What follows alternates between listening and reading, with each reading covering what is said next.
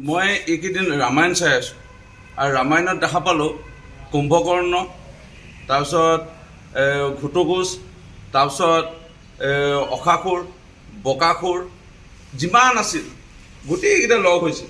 লগ হৈ পেলাই ৰামক পৰাজিত কৰিবলৈ চেষ্টা কৰিছিল। কিন্তু এনে ধ্বংস হ'ল, তেনেকুৱা চিন স্বৰূপ পৰা আদি কৰি গোটেইখিনি একেবাৰে বিধ্বস্ত হৈ গ'ল।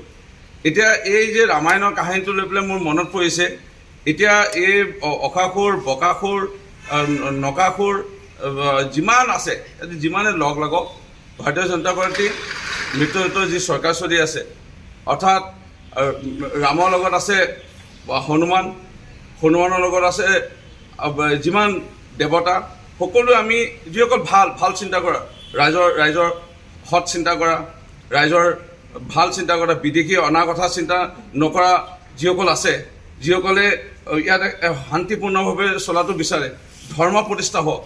অধৰ্মৰ এই লৈ পেলাই যিটো ইয়াতে এতিয়া 2 দিন 3 দিন 4 দিন ইয়াত এনেকুৱা আলোচনা কৰি আছে, অকাসুৰ বকাসুৰে যিমান কৰি থাকক, কিন্তু ধৰ্ম সদায় জয়। আৰু আমাৰ ভাৰতীয় জনতা পাৰ্টীৰ নেতৃত্বত আমি ধৰ্মৰ যুঁজত আমি নামি পৰিছোঁ। ধৰ্ম ৰাম ভগৱানৰ যেনেকৈ জয় হৈছিল, আমাৰ যেনেকৈ জয় হৈছে আৰু আমাৰ জয় হৈ গৈ থাকিব। ডিব্ৰুগড়ো জিকিব বুলি কৈছে তেওঁলোকে। বাৰেকটোতো জিকিবই, বিজেপিতকৈ বেছিতো জিকিব। ডিব্ৰুগড়টো মেনশ্যন কৰি দিছে কংগ্ৰেছে।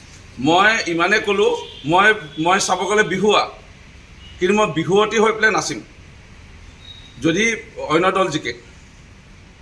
ভাৰতীয় জনতা পাৰ্টী জিকিবই, তেতিয়া মই বিহুৱা হৈ নাচিম, আৰু যদি অন্য দল জিকে মই বিহুৱতী হৈ নাচিম, ইমানে ক'লোঁ।